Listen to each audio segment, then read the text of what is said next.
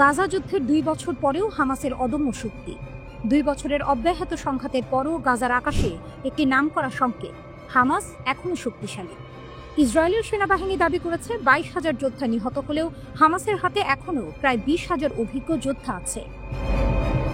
7 October 2023 হামলার আগে হামাসের শক্তি ছিল প্রায় 30,000 যোদ্ধা, 5টি ব্রিগেডে ভাগ করা। আইডিএফের তথ্যানুযায়ী হামাসের বাহিনী 24টি ব্যাটালিয়ন এবং প্রায় 140টি ছোট কোম্পানি নিয়ে গঠিত ছিল। এটি শুধু সংখ্যা নয়, এটি হলো পরিকল্পনা, সংগঠন এবং যুদ্ধ প্রস্তুতির এক জটিল কাঠামো। ইসরায়েল দাবি করেছে যে গাজা যুদ্ধের সময় তারা 22,000 জনেরও বেশি হামাস যোদ্ধাকে হত্যা করেছে। তবুও ক্ষয়ক্ষতি সত্ত্বেও হামাস নতুন সদস্য নিয়োগ করেছে। যদিও আইডিএফ তাদের দুর্বল প্রশিক্ষিত বলে বর্ণনা করেছে, বাস্তবতা হচ্ছে এই নতুন যোদ্ধারা আগের চেয়ে আরও ফুরফুরে এবং প্রস্তুত। গত বছর ইসরায়েলি সেনারা স্পষ্ট করে বলেছিল যে হামাস এখন একটি গেরিলা গোষ্ঠী, প্রচলিত সামরিক বাহিনী নয়। এরা আক্রমণ করে, চাপে রাখে এবং অপ্রত্যাশিত সময়ে আঘাত হানতে সক্ষম। হামাসের শক্তি শুধু মানুষে সীমাবদ্ধ নয়, তাদের কাছে শত শত রকেট আছে, যার মধ্যে অনেকগুলি মধ্য ইসরায়েলের গভীরে আঘাত করতে সক্ষম। এছাড়াও হামাস হাজার হাজার ছোট অস্ত্র ধরে রেখেছে। এই অস্ত্র ও রকেট হামাসকে তৈরি করেছে এক অনন্য স্থিতিশীল প্রতিরক্ষা কাঠামো। আইডিএফ দাবি করেছে যে তারা হামাসের প্রায় 25% টানেল নেটওয়ার্ক ধ্বংস করেছে, যা মূলত হামলা ও অস্ত্র সরবরাহের জন্য ব্যবহৃত হতো। কিন্তু অনেক টানেল এখনো অক্ষত, এমনকি যেখানে ইসরায়েলি সেনারা প্রবেশ করেনি। এই টানেলগুলো হামাসকে দেয় দ্রুত গতিতে যে কোনো স্থানে উপস্থিত হওয়ার ক্ষমতা। 9 অক্টোবরের যুদ্ধবিরতি পরেও হামাস আক্রমণ চালিয়েছে। দক্ষিণ গাজায় সীমান্তের একটি টানেল থেকে আরপিজি ছোড়া হয় এবং একটি ইসরায়েলি যান ধ্বংস হয়। নিহত হন মেজর ইয়ানিফ গুলা এবং স্টাফ সার্জেন্ট ইতাই ইয়াতে। ইসরায়েলি প্রতিক্রিয়া ছিল ক্ষেপণাস্ত্র এবং বিমান হামলা। গাজায় হামাসের অবকাঠামো লক্ষ্য করে আইডিএফ ধ্বংস করেছে একটি বড় টানেল নেটওয়ার্ক, যেখানে ধারণা করা হয় প্রাক্তন জিম্মিরা রাখা ছিল। যুদ্ধবিরতি সত্ত্বেও গাজার আকাশ এখন উত্তেজনায় ভরা। হামাস নিহত হওয়া যোদ্ধার সংখ্যাকে মাপছে না। শক্তি, ধৈর্য এবং স্ট্র্যাটেজিক টানেলের কারণে তারা এখনও অঞ্চলে এক অদম্য শক্তি হিসেবে উপস্থিত। গাজা যুদ্ধ প্রমাণ করেছে সংখ্যার কমে যাওয়া মানেই শক্তির অবসান নয়। যুদ্ধক্ষেত্রে হামাস এখন নতুনভাবে জেগে উঠেছে। এই প্রতিবেদনে স্পষ্ট হয় যে গাজায় যুদ্ধ শুধুই অস্ত্রের লড়াই নয়, এটি এক মানসিক, কৌশলগত এবং টানেল যুদ্ধের মিশ্রণ, যেখানে হামাস এখনো অস্পষ্ট, শক্তিশালী এবং ভয়ঙ্কর। যুদ্ধের ঊর্ধ্বে গাজার প্রশাসনিক ও আইন শৃঙ্খলা ব্যবস্থা ভেঙে চুরমার হয়ে গেছে। হামাস হয়তো সংখ্যায় কমে গেছে, কিন্তু তাদের মনোবল এখনো অটুট। তারা এখন প্রতিদ্বন্দ্বী সশস্ত্র গোষ্ঠীর সঙ্গে সংঘাতে জড়িয়ে পড়েছে। হামাস যদি গাজার ওপর নিয়ন্ত্রণ ধরে রাখতে না পারে, তাহলে পিআইজেকে সম্ভাব্য উত্তরাধিকারী হিসেবে দেখা যায়। ইসরায়েলের দৃষ্টিকোণ থেকে এক ইরান সমর্থিত একটি সশস্ত্র গোষ্ঠীর জায়গায় আরেকটি সশস্ত্র গোষ্ঠীর প্রত্যাবর্তন। গাজার সবচেয়ে গভীর সমস্যা হলো এটি এখন দার্শনিক টমাস হবসের সেই সবার জন্য মুক্ত জায়গায় পরিণত হয়েছে।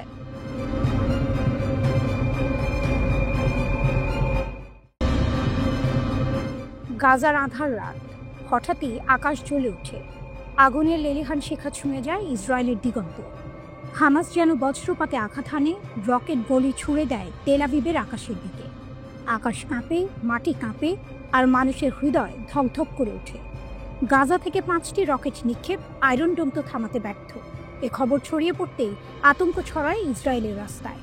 আইডিএফের দাবি 4টি রকেট আটকানো গেছে, কিন্তু 5ম রকেট আঘাত হানে খোলা প্রান্তরে। হতাহতের খবর না থাকলেও বার্তা ছিল স্পষ্ট, হামাসের শক্তি এখনো অটুট, ভয়ঙ্কর। এটি একদিনের মধ্যে দ্বিতীয় আক্রমণ। এর আগে উত্তর গাজা থেকে 2টি রকেট ছোড়া হয়েছিল। সেগুলো আয়রন ডোম আটকাতে পারলেও আতঙ্ক থামাতে পারেনি। কারণ এই হামলার পেছনে শুধু বিস্ফোরণ নেই, আছে প্রতিরোধের গর্জন, আছে দখলদারের বিরুদ্ধে অবিচল লড়াই। গাজার তাল আল হাওয়া এলাকায় মাত্র একদিন আগেই আইডিএফের সঙ্গে হামাস ইউনিটগুলোর রক্তক্ষয়ী সংঘর্ষ হয়েছিল। সেই সংঘর্ষ যেন এই রাতের বাড়িতে ঘি ঢেলে দিল। সারায়া আল কুদস ভিডিও প্রকাশ করেছে। দৃশ্যে দেখা যায় যোদ্ধারা কাছ থেকে মর্টার নিক্ষেপ করছে, আইডিএফের সাঁজোয়া জিপ ধ্বংস করছে। ইসরায়েলি হেলিকপ্টারগুলো আহত সেনাদের সরিয়ে নিতে মরিয়া। দৃশ্যটি যেন কোনো যুদ্ধ সিনেমার সবচেয়ে রুদ্ধশ্বাস দৃশ্য, কিন্তু এটি বাস্তব। এদিকে যুক্তরাষ্ট্রের প্রেসিডেন্ট ডোনাল্ড ট্রাম্পের নেতৃত্বে আনা শান্তি পরিকল্পনা হামাস সোজাসুজি নাকচ করেছে। গাজার রাস্তায় এই বার্তায় প্রতিধ্বনিত হচ্ছে, আমরা মাথা নোয়াবো না।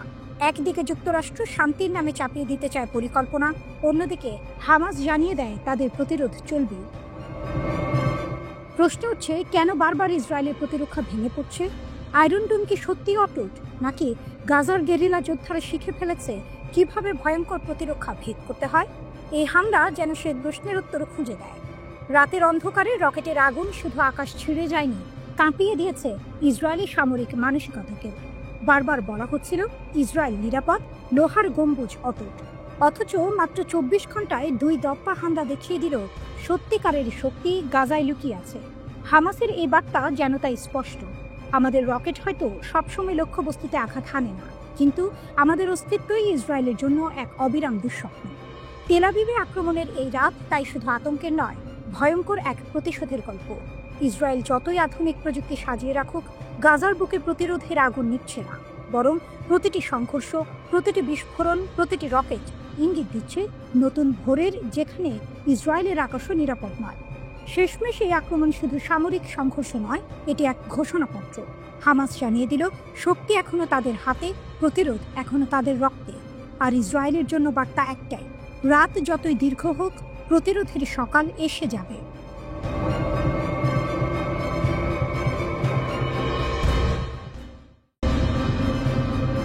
মধ্যপ্রাচ্যের আকাশ আবারও অগ্নিগর্ভ।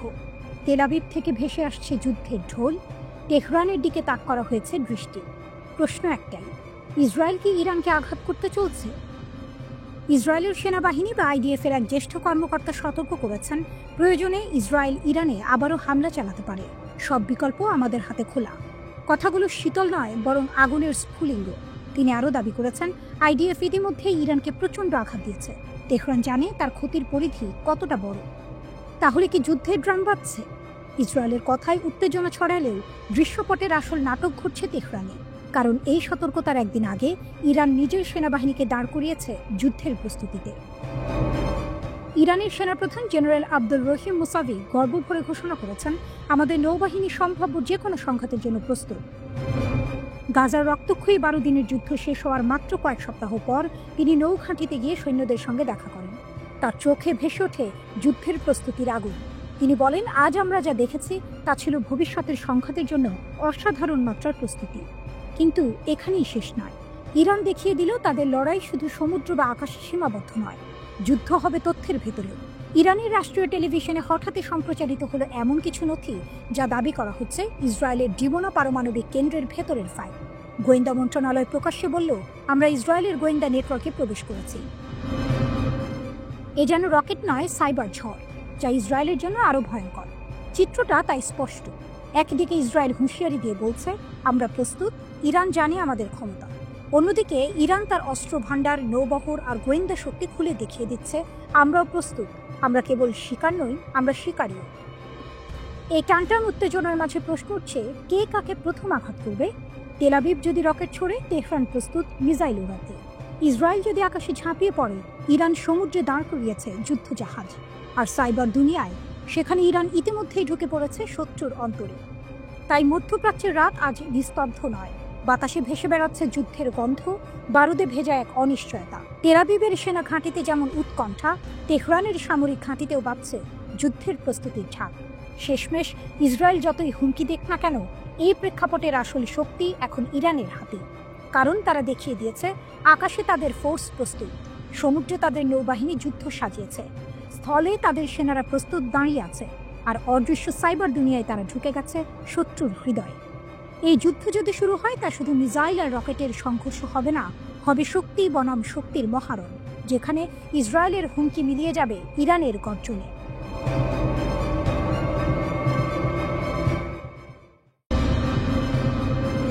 ইসরায়েল সংশ্লিষ্টদের ফাঁসি, গুপ্তচরবৃত্তি ইস্যুতে ইরানের কঠোর বার্তা। তেহরানের আকাশে আবারও ঝুলছে ভয় এবং শক্তির মিশেল। একদিকে যুদ্ধের উত্তাপ, অন্যদিকে গুপ্তচর বৃত্তির জালে শিকার ইরান। আর সেই আগুনে ইসরায়েল সংশ্লিষ্টদের ফাঁসিতে ঝুলিয়ে যেন ইরান জানিয়ে দিল, আমরাই আইন, আমরাই শাসন। ইরানের রাষ্ট্রীয় সংবাদ মাধ্যম মেহর নিউজ এজেন্সি জানিয়েছে, খুজিস্তান প্রদেশে 6 জন বিচ্ছিন্নতাবাদীকে মৃত্যুদণ্ড কার্যকর করেছে ইরান। অভিযুক্তদের বিরুদ্ধে অভিযোগ, তারা ইসরায়েলের হয়ে কাজ করত, 4 জন নিরাপত্তা সদস্যকে হত্যা করেছিল এবং খোররামশাহ শহরে একটি বিস্ফোরণের সঙ্গে যুক্ত ছিল। ইরান সরকারের দাবি, এই মৃত্যুদণ্ড কোনো রাজনৈতিক প্রদর্শনী নয়, বরং জাতীয় নিরাপত্তার লড়াই। কিন্তু পশ্চিমা মানবাধিকার সংগঠনগুলো বলছে, ইরানে 2025 সালেই এখন পর্যন্ত 1000-এরও বেশি মানুষকে ফাঁসি দেওয়া হয়েছে। তবে ইরানের যুক্তি একটাই, দেশের নিরাপত্তা আগে, বিশ্বের সমালোচনা পরে। কয়েক সপ্তাহ ধরে ইরান জুড়ে চলছে গুপ্তচর বৃত্তি বিরোধী অভিযান।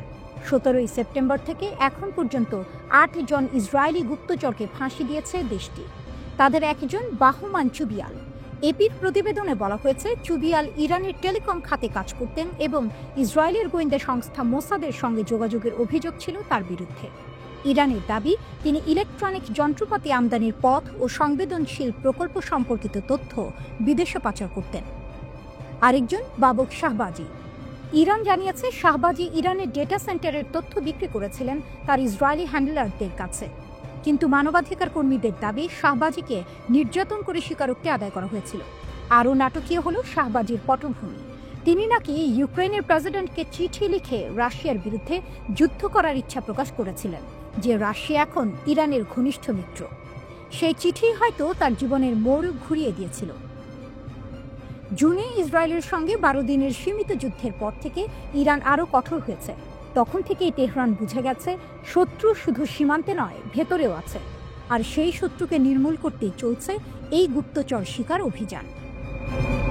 অসলো ভিত্তিক ইরান হিউম্যান রাইটস এবং ওয়াশিংটন ডিসি ভিত্তিক আব্দুর রহমান বোরোমান্ড সেন্টার দাবি করেছে, চলতি বছরে 1000-এরও বেশি মৃত্যুদণ্ড কার্যকর করেছে ইরান।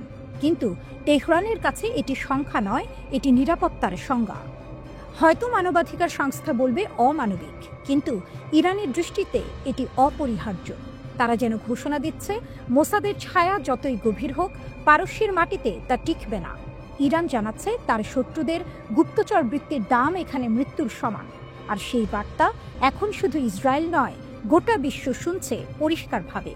শেষ পংক্তি যেন তেহরানের গর্জন, যে আমাদের ভূমিতে আগুন ছড়াবে তাকে আমরা ছাই করে দেব।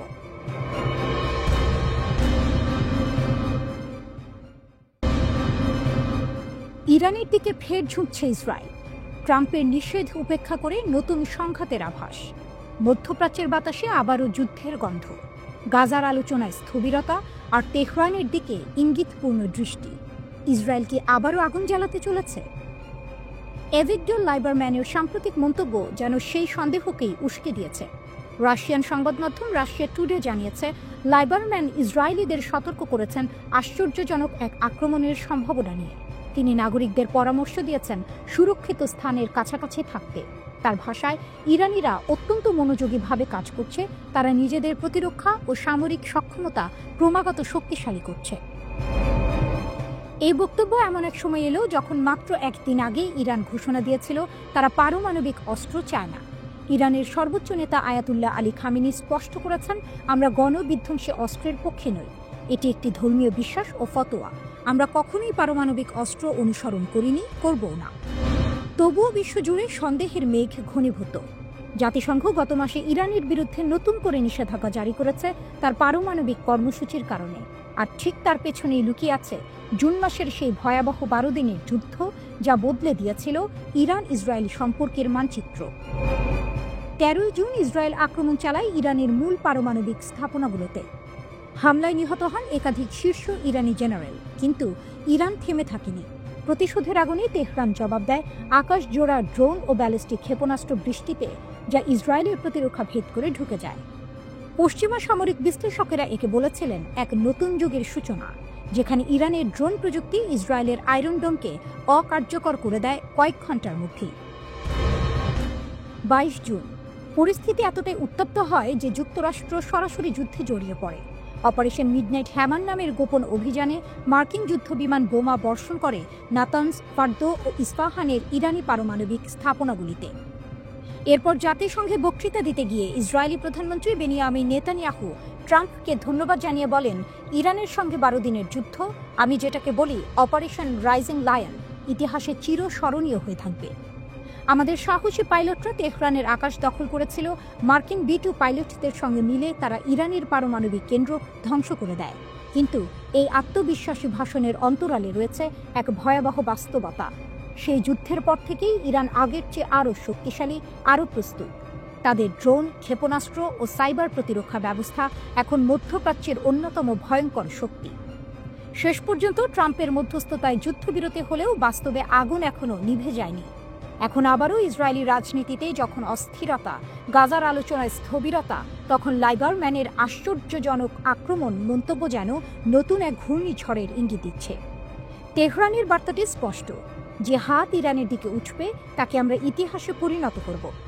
ইরান আজ শুধু প্রতিরোধের নাম নয়, বরং মধ্যপ্রাচ্যের মাটিতে এক নতুন শক্তির প্রতীক। আর সেটি হয়তো ইসরায়েলকে আবারও দ্বিধায় ফেলেছে।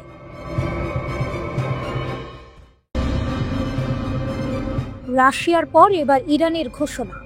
ভেনেজুয়েলার যুদ্ধে যুক্তরাষ্ট্রের বিরুদ্ধে মাঠে নামছে তেহরান। যুক্তরাষ্ট্র যখন রাশিয়ার হুঁশিয়ারিতে কাঁপছে, ঠিক তখনই তেহরান দিল এক নতুন বার্তা। আমরা ভেনেজুয়েলার জনগণ ও সরকারের পাশে আছি, সম্পূর্ণ সমর্থন দিচ্ছি, জানালো ইরান। এটাই সেই মুহূর্ত যখন যুক্তরাষ্ট্র বুঝে গেল তাদের পশ্চিমা শক্তির সামনে আবারও দাঁড়িয়ে গেছে এক জোট, যার নাম রাশিয়া ও ইরান। ঘটনা শুরু লাতিন আমেরিকায়। যুক্তরাষ্ট্র সম্প্রতি ভেনেজুয়েলার কয়েকটি নৌকা বোমা হামলায় ধ্বংস করেছে। ওয়াশিংটন দাবি করেছে সেগুলো মাদক বহন করছিল, কিন্তু কারাকাস বলছে ওই হামলায় নিহত হয়েছে 20 জনেরও বেশি সাধারণ মানুষ। এটি ক্ষোভে ফেটে পড়েছে ইরান। তেহরানের পররাষ্ট্র মন্ত্রণালয়ের মুখপাত্র ইসমাইল বাঘাই বলেছেন, ভেনেজুয়েলায় যুক্তরাষ্ট্রের সামরিক অভিযান শুধু উস্কানিমূলকই নয়, এটি আঞ্চলিক স্থিতিশীলতার জন্য গুরুতর হুমকি। তিনি যুক্তরাষ্ট্রকে সতর্ক করে বলেন, এই বেপরোয়া কর্মকাণ্ডের ভয়াবহ পরিণতি হবে। ইরান স্পষ্ট জানিয়ে দিয়েছে তারা ভেনেজুয়েলার সাথে ঘনিষ্ঠ সমন্বয়ে কাজ করছে যেন যুক্তরাষ্ট্রের হস্তক্ষেপ ঠেকানো যায়। তেহরান বলছে এটি শুধু একই দেশের ব্যাপার নয়, এটি স্বাধীনতা ও সার্বভৌমত্বের লড়াই, আর সেই লড়াইয়ে ইরান কখনো পিছিয়ে থাকে না। এরপরেই জাতিসংঘ নিরাপত্তা পরিষদে শুরু হয় তীব্র বিতর্ক। রাশিয়া যুক্তরাষ্ট্রের অভিযানে তীব্র সমালোচনা করে, আর ইরানের বিবৃতি গর্জে ওঠে, লাতিন আমেরিকায় যুদ্ধের আগুন জ্বালাচ্ছে ওয়াশিংটন। ওয়াশিংটনের যুক্তি, তারা মাদক কার্টেল দমনে অভিযান চালাচ্ছে। মার্কিন কর্মকর্তারা বলছেন, প্রেসিডেন্ট ট্রাম্প মাদক বিরোধী যুদ্ধে পূর্ণ সামরিক শক্তি ব্যবহার করছেন। তবে এই ব্যাখ্যায় কেউ সন্তুষ্ট নয়। ভেনেজুয়েলার প্রতিনিধি জাতিসংঘে অভিযোগ তোলেন, যুক্তরাষ্ট্র আমাদের উপকূলের কয়েক কিলোমিটার দূরে যুদ্ধজাহাজ, সাবমেরিন ও 10,000 সৈন্য মোতায়েন করেছে। এটা মাদক বিরোধী অভিযান নয়, এটা আক্রমণের প্রস্তুতি। তার কণ্ঠে প্রতিধ্বনিত হয় এক ঐতিহাসিক সতর্কবার্তা। যদি যুক্তরাষ্ট্র আক্রমণ করে, ভেনেজুয়েলা আত্মরক্ষার অধিকার প্রয়োগ করবে। আমরা ছোট দেশ, কিন্তু কখনোই পরাজিত হব না। আমরা একসময় ছিলাম সাম্রাজ্যের কবরস্থান, প্রয়োজনে আবারও হব। এই ঘোষণা যেন ইরানের আত্মাকে জাগিয়ে তুলল, কারণ এই ভাষা ইরানের পরিচিত, প্রতিরোধ, আত্মমর্যাদা ও স্বাধীনতার ভাষা। তেহরান বলছে, যেখানে অন্যায়ের আগুন জ্বলে সেখানে ইরানের অবস্থান সবসময় নির্যাতিতের পাশে। এদিকে ভেনেজুয়েলা ইন্ডিপেন্ডেন্স 200 নামের বিশাল সামরিক মহড়া শুরু করেছে। লক্ষ্য দেশের তেল স্থাপনা ও গুরুত্বপূর্ণ অবকাঠামো রক্ষায় প্রস্তুতি নেওয়া। আর সেই মহড়ায় ইরানের সামরিক বিশেষজ্ঞদের উপস্থিতির খবর ছড়িয়ে পড়েছে আন্তর্জাতিক মহলে। ভেনেজুয়েলার ভাইস প্রেসিডেন্ট ডেলসি রদ্রিগেজ অভিযোগ করেছেন, যুক্তরাষ্ট্র দুনিয়ার তেল বাজারে একচেটিয়া আধিপত্য স্থাপন করতে চায়, কিন্তু আমরা তা হতে দেব না। বিশ্লেষকরা বলছেন, রাশিয়া যেমন সামরিক শক্তিতে যুক্তরাষ্ট্রকে ঠেকাচ্ছে, তেমনি ইরান এখন লাতিন আমেরিকায় নতুন ভূমিকায়। একদিকে পারস্য উপসাগর, অন্যদিকে ক্যারিবিয়ান সাগর, উভয় প্রান্তেই এখন তেহরানের ছায়া। দুনিয়া তাকিয়ে আছে। ইরান একাই দাঁড়িয়েছে অদম্য ভঙ্গিতে, যেন ইতিহাসের ভাষায় ঘোষণা দিচ্ছে, যেখানেই সাম্রাজ্যবাদী আগ্রাসন, সেখানেই ইরানের প্রতিরোধ।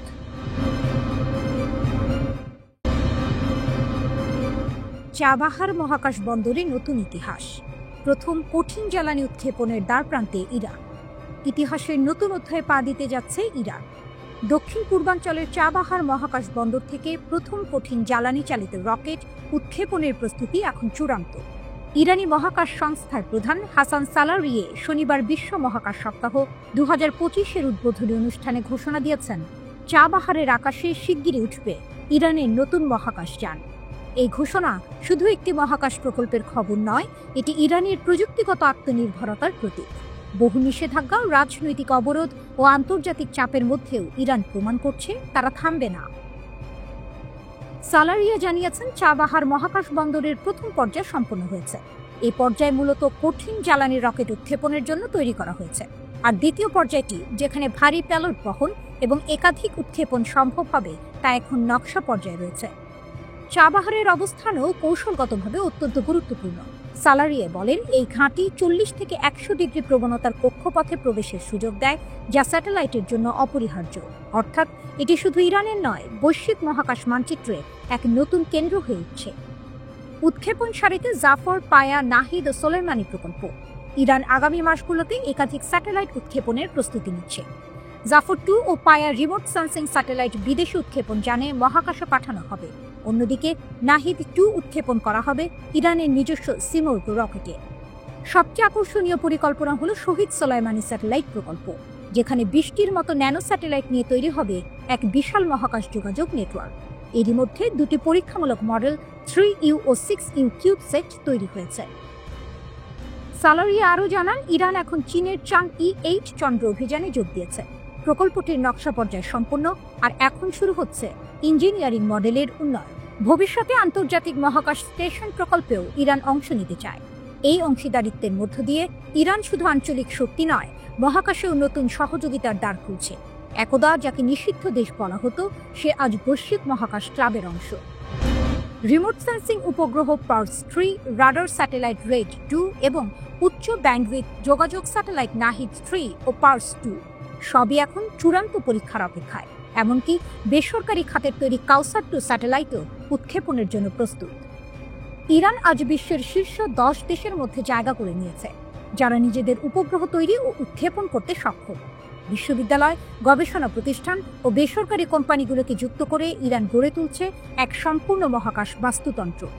চাবাহারের আকাশে যখন প্রথম কঠিন জ্বালানির রকেট উঠবে, তা শুধু এক উৎক্ষেপণ নয়, তা হবে এক জাতির আত্মবিশ্বাসের প্রতিধ্বনি। যেখানে নিষেধাজ্ঞা ব্যর্থ, সেখানে ইরানের দৃঢ়তা জয়ী।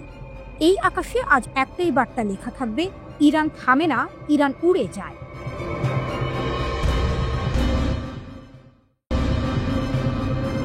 যুদ্ধবিরতির পর গাজা ছাড়ল হামাস, কিন্তু তাদের ছায়া এখনো পুরো উপত্যকা জুড়ে। মধ্যপ্রাচ্যে এক নাটকীয় মোড়। ইসরায়েলের সঙ্গে যুদ্ধবিরতি কার্যকর হতেই হামাস ঘোষণা দিয়েছে তারা আর গাজার শাসনে থাকবে না।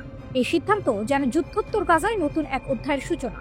কিন্তু প্রশ্ন এখন একটাই, হামাস কি সত্যিই সরে যাচ্ছে, নাকি এটি এক কৌশলগত নীরবতা? এএফপি জানিয়েছে, হামাসের এক শীর্ষ নেতা নিশ্চিত করেছেন গাজার যুদ্ধোত্তর প্রশাসনে তারা অংশ নেবে না। তার ভাষায়, এটি আমাদের জন্য একটি সমাপ্ত অধ্যায়। তবে সেই একই কণ্ঠে উচ্চারিত হয়েছে দৃঢ় বাক্য, হামাস এখনো ফিলিস্তিনের অবিচ্ছেদ্য অংশ। অর্থাৎ ক্ষমতার চেয়ার ছাড়লেও প্রভাবের রাজনীতি ছাড়ছে না তারা। যুদ্ধবিরতি কার্যকর হওয়ার কয়েক ঘন্টা পরই হামাস প্রকাশ করেছে একগুচ্ছ ছবি। অস্ত্রধারী সদস্যরা রাস্তায় টহল দিচ্ছে। বিবিসি জানিয়েছে, ইসরায়েলি সেনা যেসব এলাকা থেকে সরে গেছে, সেখানে প্রায় 7,000 নিরাপত্তা সদস্য মোতায়েন করেছে হামাস। তাদের দায়িত্ব গাজার আইন শৃঙ্খলা রক্ষা করা এবং ইসরায়েলি সহযোগীদের খুঁজে বের করা। যুদ্ধবিরতির পর হামাসের প্রথম প্রকাশ্য শক্তি প্রদর্শন যেন এক নীরব বার্তা, আমরা সরকার চালাবো না, কিন্তু নিয়ন্ত্রণ আমাদের হাতে। এখন প্রশ্ন, হামাস কেন হঠাৎ গাজার প্রশাসন ছেড়ে দিল? যুদ্ধের ক্লান্তিতে ভাঙা গাজাকে পুনর্গঠন করা এখন এক ভয়াবহ চ্যালেঞ্জ। অনেক বিশ্লেষক মনে করছেন, হামাস হয়তো আপাতত পিছু হটে নিজের শক্তি পুনর্গঠনের কৌশল নিচ্ছে। তারা প্রশাসনিক দায় নয়, বরং প্রতিরোধের আগুন জিইয়ে রাখার দায়িত্ব নিতে চায়। কারণ হামাস জানে, ক্ষমতা ক্ষণস্থায়ী, কিন্তু প্রতিরোধী চিরন্তন। গাজার রাস্তায় আজ তাই এক অদ্ভুত নীরবতা। উপত্যকার আকাশে থেমে গেছে বোমার শব্দ, কিন্তু বাতাসে এখনো ভাসছে সেই চিরচেরা হুঁশিয়ারি, হামাস হারায়নি, শুধু অপেক্ষা করছে। বিশ্ব তাকিয়ে আছে এই ছোট্ট উপত্যকার দিকে, যেখানে যুদ্ধবিরতির নিচে এখনো জ্বলছে প্রতিরোধের আগুন। গাজা হয়তো শান্ত, কিন্তু তার হৃদয়ে এখনো ধ্বনিত হচ্ছে এক বাক্য, আমরা ফিরে আসব। ফিলিস্তিনের মুক্তিকামী গোষ্ঠী হামাস রাজনৈতিক ক্ষমতা ছেড়ে দেয়া এবং যুদ্ধ পরবর্তী গাজার শাসন ব্যবস্থা ফিলিস্তিনের ঐক্য সরকারের হাতে ছেড়ে দিতে রাজি। তবে একটি স্বাধীন ফিলিস্তিন রাষ্ট্র গঠন না হওয়া পর্যন্ত তারা নিরস্ত্র হবে না। এনবিসি নিউজকে কথা জানিয়েছে হামাসের ঊর্ধ্বতন এক রাজনৈতিক কর্মকর্তা বাসেম নাইম। তিনি বলেন, আমরা শাসন ক্ষমতা থেকে সরে যেতে এবং গাজার শাসন পরিচালনা একটি বোর্ড, সরকার বা কমিটির হাতে তুলে দিতে প্রস্তুত। ওদিকে হামাসের মুখপাত্র লতিফ আর কানুয়া আরব নিউজকে বলেছেন, গাজা প্রশাসন দেখভাল করার জন্য একটি কমিটি প্রতিষ্ঠার প্রস্তাবে হামাসের আপত্তি নেই, তবে ফিলিস্তিনি সমাজের অবিচ্ছেদ্য অংশ হিসেবে থাকবে হামাস। এর আগে হামাসের নেতারা যুদ্ধ পরবর্তী গাজা প্রশাসন সহ অন্যান্য গুরুত্বপূর্ণ বিষয়ে বিভক্ত ছিল, কিন্তু এখন হামাসের শীর্ষ সদস্যরা নিরস্ত্রীকরণ প্রশ্নে বিভক্ত বলেই মনে হচ্ছে। হামাস বলেছে তাদের 40,000 কর্মচারী গাজার সরকারি গুরুত্বপূর্ণ সব প্রতিষ্ঠান যেমন স্বাস্থ্যসেবা, শিক্ষা এবং নিরাপত্তা বিভাগে কাজ করে।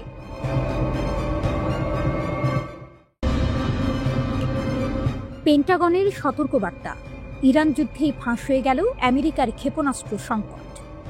বিস্ময়কর অস্ত্র সংকট নিয়ে যুক্তরাষ্ট্রের প্রতিরক্ষা সদর দপ্তর পেন্টাগন এখন গভীর উদ্বেগে। 12 দিনের ইরান যুদ্ধেই প্রকাশ পেয়েছে আমেরিকার ক্ষেপণাস্ত্র ভাণ্ডারের ভয়াবহ ঘাটতি। ওয়াশিংটন কাঁপছে, কারণ ইউক্রেন ও ইরান দুটি ফ্রন্টে লড়াই একসঙ্গে চালিয়ে যেতে গিয়ে মার্কিন স্টকপাইল প্রায় শুকিয়ে গেছে। বিশ্লেষকরা বলছেন ইরানের সঙ্গে সংঘাতটি যুক্তরাষ্ট্রের সামরিক ব্যবস্থার এক গোপন সত্য উন্মোচন করেছে। দুনিয়ার সর্বশক্তিমান সেনাবাহিনী বললেও তাদের মজুদে যথেষ্ট ক্ষেপণাস্ত্র নেই। যুদ্ধের চাপেই মার্কিন প্রতিরক্ষা ব্যবস্থার ভেতরের ফাঁপা কাঠামো প্রকাশ পেয়েছে। ইরান যুদ্ধের পর পেন্টাগনের ঘুম উড়ে গেছে। ইরানের বিরুদ্ধে 12 দিনের যুদ্ধেই যুক্তরাষ্ট্র নিক্ষেপ করেছে 150টিরও বেশি থার্ড ক্ষেপণাস্ত্র, যা তাদের মোট কেনা ক্ষেপণাস্ত্রের প্রায় 1/4। বিশ্লেষকদের হিসেবে এই ক্ষতিপূরণে লাগবে অন্তত 8 বছর এবং কয়েক বিলিয়ন ডলার। এখন পেন্টাগনের ভেতরে আতঙ্ক ছড়িয়ে পড়েছে। যদি পরের যুদ্ধ চীনের সঙ্গে হয়, তাহলে কিভাবে টিকবে যুক্তরাষ্ট্র? পরিস্থিতি এতটাই সংকটজনক যে পেন্টাগন তার ক্ষেপণাস্ত্র সরবরাহকারীদের নির্দেশ দিয়েছে উৎপাদন হার দ্বিগুণ, এমনকি 4 গুণ করে। লকহিড মার্টিন আর রেথিয়ন ইতিমধ্যে কারখানা সম্প্রসারণ করেছে, নতুন কর্মী নিয়েছে, কিন্তু তারাও বলছে চুক্তি চাই, শুধু মুখের কথা নয়। ইউক্রেনে যুদ্ধ চলছে রাশিয়ার বিরুদ্ধে, আর মধ্যপ্রাচ্যে প্রতিদ্বন্দ্বী ইরান। দুটি ফ্রন্টে লড়াই একসঙ্গে টেনে নেওয়ার চেষ্টা করছে আমেরিকা, কিন্তু বাস্তবতা বলছে প্যাট্রিয়ট, থার্ড, LRASM সব মজুদি শুকিয়ে গেছে। এখন এক যুদ্ধ চললে আরেক যুদ্ধের জন্য হাতে কিছুই থাকবে না। এই অবস্থায় ট্রাম্প প্রশাসন ঘোষণা দিয়েছে অতিরিক্ত $25 বিলিয়ন অস্ত্র বরাদ্দ, কিন্তু প্রতিরক্ষা বিশেষজ্ঞদের মতে এই অর্থও যথেষ্ট নয়, কারণ সংকটটা শুধু অর্থের নয়, এটি মার্কিন যুদ্ধনীতির ভিতরের দুর্বলতার প্রতিচ্ছবি। ঠান্ডা যুদ্ধের ছায়া আর টিকছে না। পেন্টাগনের যুদ্ধ মতবাদ এখনও ঠান্ডা যুদ্ধের চিন্তায় আটকে আছে বলে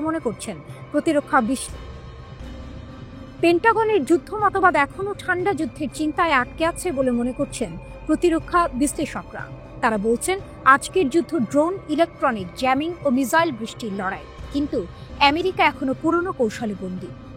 ইরান যুদ্ধ সেই পুরনো মানসিকতার পর্দা ছিঁড়ে দিয়েছে। আধুনিক যুদ্ধক্ষেত্রে ইরানের প্রতিরক্ষা ব্যবস্থা, ড্রোন ও ক্ষেপণাস্ত্র প্রযুক্তি মার্কিন আকাশ প্রতিরক্ষাকে চ্যালেঞ্জ করেছে। ফলে বিশ্বের নজর ঘুরে গেছে। যে দেশকে একসময় অক্ষর শত্রু বলা হতো, সেই ইরানই এখন যুক্তরাষ্ট্রকে নিজের সীমাবদ্ধতা বোঝাতে বাধ্য করছে। ইউক্রেনের যুদ্ধ আমেরিকার গুদাম খালি করেছিল, আর ইরানের যুদ্ধ সেটি উন্মোচন করল। এখন পেন্টাগন সাপ্তাহিকভাবে মিসাইল এক্সিলারেশন কাউন্সিলের সভা করছে, যেন দ্রুত উৎপাদন বাড়ানো যায়। কিন্তু বিশ্লেষকরা বলছেন এটা সময়ের সঙ্গে দৌড়। ইরান দেখিয়েছে যুদ্ধ শুধু অর্থে নয়, সাহসে জয় হয়। যেখানে আমেরিকার ক্ষেপণাস্ত্র ফুরিয়ে যায়, সেখানে তেহরানের আকাশে এখনো নতুন ক্ষেপণাস্ত্র জন্ম নেয়। এক পাশে শঙ্কিত পেন্টাগন, অন্য পাশে আত্মবিশ্বাসে জ্বলছে ইরান। যুদ্ধের বাস্তবতা তাই বলছে দুনিয়া বদলাচ্ছে। হয়তো ইতিহাসে লিখছে নতুন অধ্যায়, যেখানে ইরান দাঁড়িয়ে যাচ্ছে যুক্তরাষ্ট্রের ভয়ের প্রতীকে।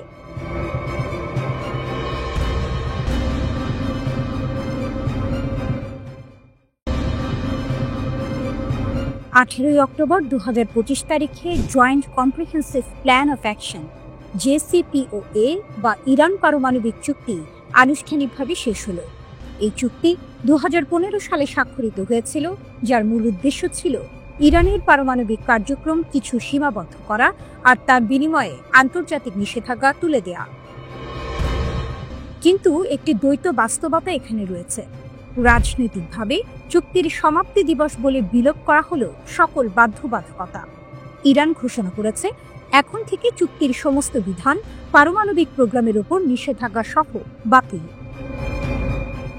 IAEA যে শর্তগুলো দিয়েছিল সেগুলো এখন আর বাধ্যতামূলক নয়, এবং ইরান জানিয়েছে তারা ইউরেনিয়াম 60% পর্যন্ত সমৃদ্ধ করতে পারবে। তুলনায় বেসামরিক কাজে সাধারণত 3.67% বেশি লাগে না। 90% নিকটেই পৌঁছালে সেটি অস্ত্র বানানোর সক্ষমতার কাছাকাছি চলে আসে। তবে বাস্তবে নিষেধাজ্ঞাগুলো ও প্রতিক্রিয়াগুলো এখনও জীবিত। ইউরোপীয় 3 দেশ ব্রিটেন, ফ্রান্স ও জার্মানি চুক্তির প্রতি ইরানের বিরুদ্ধে স্ন্যাপব্যাক প্রক্রিয়া চালু করেছে।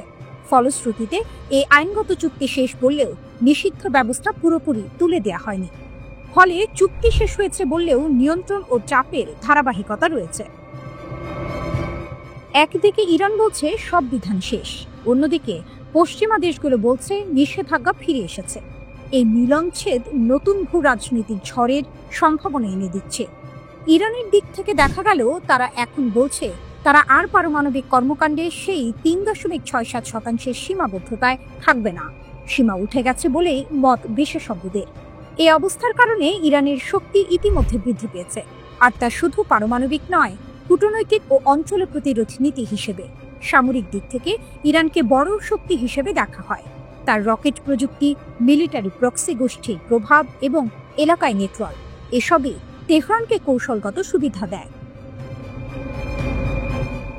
তেল গ্যাস সম্পদ, ভূ রাজনৈতিক অবস্থান এবং পারমাণবিক সক্ষমতার সম্ভাব্যতা ইরানকে শক্তিশালী করে তোলে। এ কারণেই পশ্চিমা দেশগুলো সতর্ক, একটি সীমাহীন ইউরেনিয়াম সমৃদ্ধকরণ মধ্যপ্রাচ্যের ভারসাম্য বদলে দিতে পারে। ইরানের পরমাণু কর্মসূচি নিয়ে জাতিসংঘ নিরাপত্তা পরিষদের রেজলিউশন 2231 আনুষ্ঠানিকভাবে শেষ হয়েছে বলে ঘোষণা দিয়েছে ইরান, চীন ও রাশিয়া। সংস্থাটির মহাসচিব আন্তোনিও গুতেরেসের কাছে পাঠানো যৌথ এক চিঠিতে 3 দেশ স্পষ্ট জানিয়ে দিয়েছে 2025 সালের 18 অক্টোবর থেকে এই প্রস্তাবের সব ধারা ও বিধান বাতিল বলে গণ্য হবে এবং এর মাধ্যমে ইরান ইস্যুতে নিরাপত্তা পরিষদের বিবেচনা এখানেই শেষ। ইরান সামরিক উদ্দেশ্যে গোপনে পারমাণবিক কর্মসূচি চালাচ্ছে, পশ্চিমাদের এমন দাবি ভিত্তিহীন বলে উল্লেখ করা হয় চিঠিতে। এতে বলা হয়, পরমাণু অস্ত্র বানানোর অভিযোগের কোনো প্রমাণ কখনোই খুঁজে পায়নি জাতিসংঘের পরমাণু শক্তি সংস্থা IAEA। যদিও সংস্থাটি সবচেয়ে কঠোর পরিদর্শন চালিয়েছে ইরান জুড়ে। যৌথ বিবৃতিতে আরও বলা হয়, রেজলিউশন 2231 এর মেয়াদ শেষ হওয়াকে সম্মান করা নিরাপত্তা পরিষদের বিশ্বাসযোগ্যতা ও বহুপাক্ষিক কূটনীতির সুরক্ষায় সহায়ক হবে। চিঠির শেষে 3 দেশ ইরানকে কেন্দ্র করে কূটনৈতিক সমাধানের জন্য অনুকূল পরিবেশ তৈরির আহ্বান জানিয়েছে এবং উত্তেজনা কমিয়ে সংলাপের উপর গুরুত্ব দেওয়ার কথা পুনর্ব্যক্ত করেছে।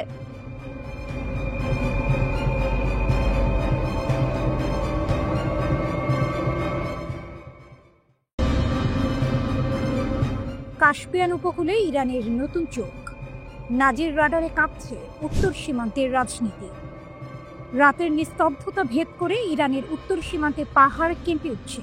কাস্পিয়ান সাগরের ধারে গিলান প্রদেশের পাহাড়ে বসানো হচ্ছে এক রহস্যময় radar system Nazir.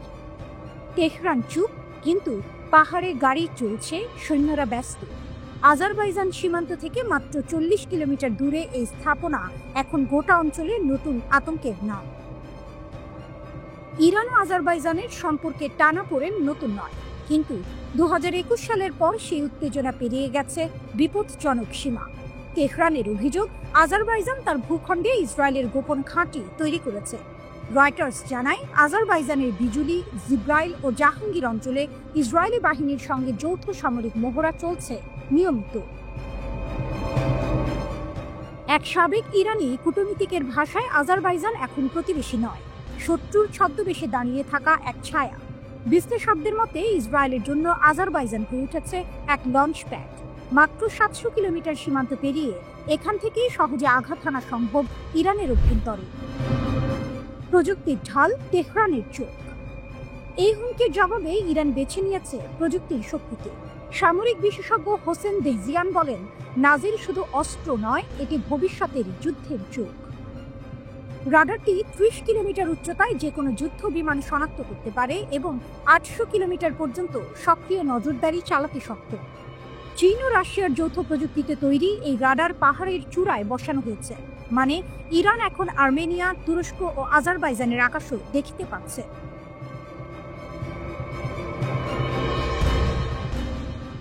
Times of Iran জানায়, নাজিরের 360 ডিগ্রি কভারেজ এটিকে বিশ্বের অন্যতম শক্তিশালী রাডার হিসেবে প্রতিষ্ঠিত করেছে।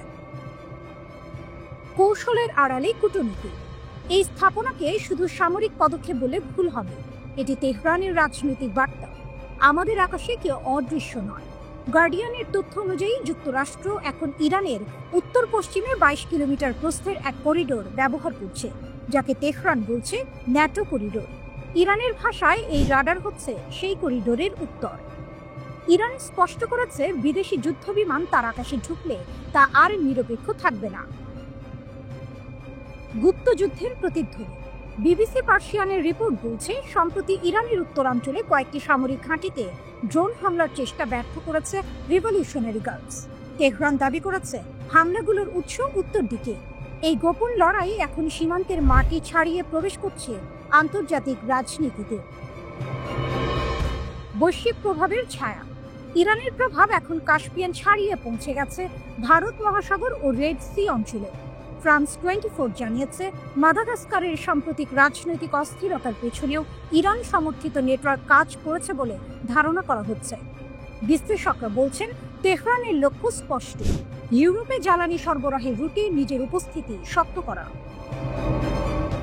ভোরের আলো ফুটছে গিলানের পাহাড়ে, কুয়াশার ভেতর নীরবে ঘুরছে নাজিরের অ্যান্টেনা, প্রতিটি সিগন্যাল যাচাই করছে নিখুঁতভাবে। ইরানের প্রতিরক্ষা মন্ত্রণালয়ের মুখপাত্র ব্রিগেডিয়ার আহমেদ খাতিরের কণ্ঠে শোনা গেল দৃঢ় উচ্চারণ, উত্তর সীমান্তের প্রতিটি নড়াচড়া এখন আমাদের চোখে ধরা পড়ে, কোনো বিদেশি ঘাঁটির কার্যকলাপ অদেখা থাকবে না। আল মনিটর লিখেছে নাজির রাডার স্থাপনের মধ্য দিয়ে ইরান কার্যত কাস্পিয়ান উপকূলে গড়ে তুলেছে এক নো ফ্লাই জোন।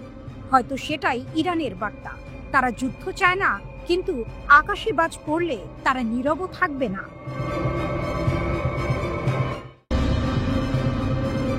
ইরানের ওপর ইসরায়েলের হামলার জেরে সৃষ্ট চরম উত্তেজনার পর এবার নতুন করে যুদ্ধের পায়তারা চালাচ্ছে পশ্চিমারা। পরিস্থিতি এমন পর্যায়ে পৌঁছেছে যে আরেকটি ইরান ইসরায়েল যুদ্ধ এখন সময়ের ব্যাপার মাত্র বলে মনে করছেন অনেকে। সেরকমই পরিকল্পনা নিয়ে আগাচ্ছে পশ্চিমারা। তবে বসে নেই ইরান। সর্বোচ্চ নেতা আয়াতুল্লাহ খামেনি ভালো করেই জানেন ইরানের ওপর আঘাত আসতেই থাকবে, তাই শত্রুদের মোকাবিলা করতে সব নিয়ে প্রস্তুত ইসলামী বিপ্লবের দেশটি। ইরানের কাছে বড় আঘাত খাওয়ার পরও শিক্ষা হয়নি, আবারও যুদ্ধের হুঙ্কার, আর পশ্চিমা দেশগুলো ইরানকে কণ্ঠরোধ করতে তৎপর। এখন এক প্রশ্ন ঘুরছে, নতুন ইরান ইসরায়েল লড়াই কি শুধু সময়ের ব্যাপার? ইরান সম্প্রতি বহু প্রতিকূলতায় পড়ে, তবু মন বদলায়নি। দেশটির শাসকরা বলে থাকেন আঘাত আসতেই থাকবে, কিন্তু তাদের প্রতিরোধও থাকবে বেশি। মার্কিন, ইসরায়েল ও কিছু ইউরোপীয় দেশের চাপ, নিষেধাজ্ঞা ও সামরিক উপস্থিতি বাড়িয়ে দেওয়ার নকশা ইরানের ওপর ক্রমাগত চালানো হচ্ছে। এতে করে তেহরান কেবল কূটনীতিতে নয়, আঞ্চলিক শক্তি গঠনেও জোর দিচ্ছে। তাদের প্রতিক্রিয়া সিরিয়া, লেবানন, ইরাক ও ইয়েমেনে বিশেষভাবে লক্ষণীয় হয়েছে। প্রক্সি গোষ্ঠী ও কৌশলগত সাফল্য বাড়ানোর চেষ্টা চলছে। তবু ইরান এখন শুধু প্রতিরোধী করছে না, তারা ভেতর থেকে নিজেকে বদলে নিচ্ছে। জুনে 12 দিনের সংঘর্ষের পরে শুরু করা শুদ্ধি অভিযান, গোপন অভিযান এবং সন্দেহভাজন ব্যক্তিদের গ্রেপ্তারের ফলে দেখা গেছে তেহরান বিদেশি প্রভাব থেকে নিজেকে মুক্ত করার চেষ্টা করছে। ধরা ছোঁয়ার তালিকায় এমন ব্যক্তিরাও রয়েছেন যারা বিদেশি গোয়েন্দা সংস্থার সাথে যোগাযোগ রাখতেন। এগুলো যদি সত্য হয়ে থাকে, তাহলে ইরানের অভ্যন্তরীণ রাজনীতিও সংকটে পড়ছে। প্রশাসনিক পরিবর্তন এসেছে। গত 3 আগস্ট প্রজাতন্ত্রের সর্বোচ্চ নিরাপত্তা পরিষদের নামে নতুন একটি কৌশলগত সংস্থা গঠন করা হয়েছে। এর নেতৃত্বে থাকবেন দেশের প্রেসিডেন্ট, বিচারপতি সহ পার্লামেন্ট স্পিকার, সামরিক কমান্ডার এবং কিছু মূল মন্ত্রী এতে যুক্ত থাকবেন। ম্যান্ডেট হল জাতীয় নিরাপত্তা ও প্রতিরক্ষা পরিকল্পনা তৈরি এবং সশস্ত্র বাহিনীর কার্যক্রম সমন্বয় করা। এই পরিবর্তন ইরানের কৌশলগত মানচিত্রে বড় ধাক্কা হিসেবে দেখা হচ্ছে। এখানে রাষ্ট্রীয় সিদ্ধান্ত নিতে কেন্দ্রীয় কোর শক্তিশালী হয়েছে। আন্তর্জাতিক মঞ্চে তেহরান মোটেই নিস্তব্ধ নয়। ইরানের নতুন নিরাপত্তা সচিব মস্কো সফরে গিয়েছেন। রাশিয়ার সঙ্গে ঘনিষ্ঠতা বাড়ানো হচ্ছে। তেল, বাণিজ্য ও সামরিক সম্পর্ক জোরদার করা হচ্ছে, যাতে পশ্চিমা নিষেধাজ্ঞার চাপ সামাল দেওয়া যায়। অর্থনৈতিক ও কৌশলগত এই চলই ইরানকে আরও স্থিতিস্থাপক করে তুলেছে। ইরানের সামরিক প্রস্তুতিও নতুন যুদ্ধের সম্ভাবনার ইঙ্গিত দিচ্ছে। প্রতিরক্ষা মন্ত্রী আজিজ নাসিরজাদে বলেন, 12 দিনের সংঘাতের সময় ইরান তার সবচেয়ে উন্নত অস্ত্র ব্যবহার করা থেকে বিরত ছিল। এর মধ্যে রয়েছে কাশেম বাশির মিসাইল। তিনি সতর্ক করে বলেন, যদি আবার আক্রমণ করা হয় তবে তার প্রতিক্রিয়া হবে অপ্রত্যাশিত এবং জোরালো। ইরান ক্ষতিগ্রস্ত হলেও সহজে নত হবে না। তারা নিজেকে শক্ত করেই রেখেছে। পশ্চিমাদের পরিকল্পনা রয়ে গেলে সংঘাত সময়ের বিষয়, কিন্তু কূটনীতি, গোপন যুদ্ধ ও ভূ রাজনীতি মিলে কোনো অনিশ্চিত মোড়ও আনতে পারে। মধ্যপ্রাচ্যের পরবর্তী অধ্যায় এখন অধিক নাটকীয় এবং বিপজ্জনক।